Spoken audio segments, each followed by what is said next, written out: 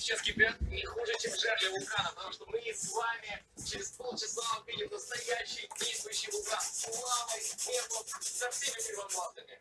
О, ребята, я думаю, это будет шикарнейше. Это будет фантастика. Большой холодильник. Да? Нет, так он широкий, чтобы они поняли, что широкий холодильник.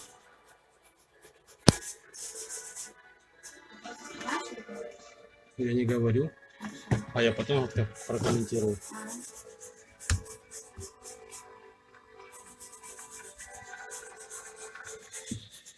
Thank you so much. Thank you so much. Thank you. Thank you. Gracias.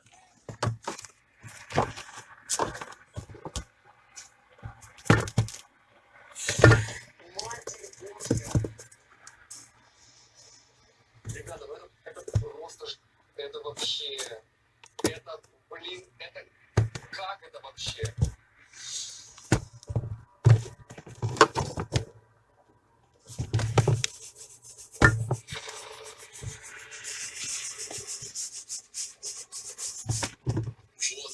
Как он не стоял-то?